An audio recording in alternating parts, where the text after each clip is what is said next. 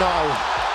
Even if pro wrestling is scripted, wrestlers don't hesitate to make the on-screen rivalries personal. From personal attacks to humiliating the opponent's family members, WWE Superstars have often crossed the limit on live TV. I'm SoCal Val, and here are 5 times WWE Superstars crossed the line. Number 5. Baron Corbin attacks Becky Lynch. In 2019, Seth Rollins and Becky Lynch were the biggest baby faces in WWE, and given the fact they started dating at that time, the company decided to capitalize on their relationship and booked them in a mixed tag team match against Baron Corbin and Lacey Evans for the Universal Championship and Raw Women's Championship. During their match at Extreme Rules, WWE produced one of their most notable intergender wrestling moments as Corbin executed his finisher, the End of Days, on Becky Lynch. Seth Rollins lost it after realizing that the Lone Wolf had put his hands on his girlfriend and went on to beat the crap out of Corbin and ended up winning the match. However, the celebration didn't last long for the couple as Brock Lesnar came out and successfully cashed in his Money in the Bank contract on Rollins.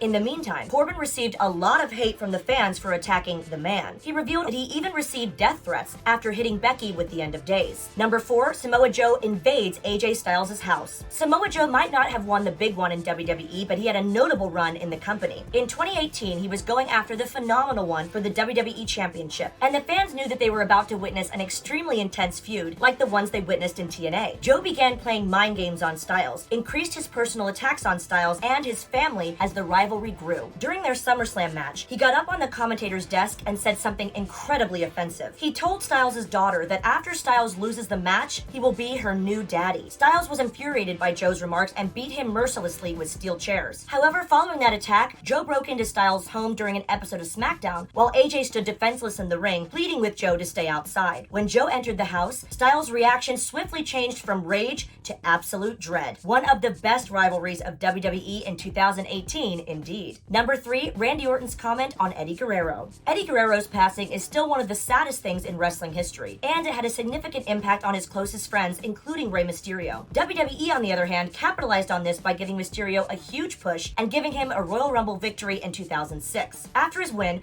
Rey came out and cut a passionate promo expressing his gratitude to his friend Eddie. However, Randy Orton, who was eliminated last by Mysterio at the Royal Rumble, interrupted the Master of 619 and uttered one of the most controversial things ever heard on WWE TV. He said that Eddie wasn't looking at him from heaven, but rather from hell. The crowd booed him out of the arena after hearing that. This angle put a lot of pressure on the young Randy Orton, and he's explained that he was not comfortable using the tragic passing of Eddie Guerrero as part of his storyline rivalry with Guerrero's longtime friend Rey Mysterio. Number 2, Randy Orton kisses Stephanie McMahon. The Viper is back on the list. 3 years since the Eddie comment, Randy became a menace to the roster as he was punting everyone who came in his way. He went on to win that year's Royal Rumble and ignited a feud with the McMahon family. He punted Vince McMahon on TV and beat Shane McMahon in a no-holds-barred match. When the Viper was booked against Triple H for the WWE Championship at WrestleMania 25, he decided to make it personal with the game. So, what did he do? He proceeded to handcuff Triple H in the ring and DDT'd his wife, Stephanie McMahon. He then kissed the billion-dollar princess in front of Hunter, who could only look on with disgust and anger. It's unlikely that any other superstar would have been given the go-ahead to kiss Stephanie McMahon on live television, in front of Triple H no less, even though this was discussed backstage. You can't help but be amazed at how much the WWE actually allowed Randy Orton to get away with it too, in the PG era. Number 1, Triple H's racist remark on Booker T. In 2002, Triple H started his reign of terror after winning the World Heavyweight Championship. He beat everyone to keep his title and wouldn't allow anyone else to reach the top after people like The Rock, Stone Cold Steve Austin, and Mick Foley left. He went out of his way to silence Booker T when he was scheduled to face him at WrestleMania 19 for the title by using some racist remarks on the 6-time world champion. He said, "Somebody like you doesn't get to be a world champion. People like you don't deserve it. That's reserved for people like me." Many thought that Hunter would lose to Booker T and end his reign as champion, but instead, he cleanly defeated him and continued to rule Raw while Booker slipped down the card. This received a lot of heat from the fans as they wanted to see Booker win after Triple H's racist statement. However, the WWE Hall of Famer said there was no racial issue between him, Triple H, and WWE, contrary to reports. And that's our list. For Sportskeeda Wrestling, I'm SoCal Val. We'll see you next time.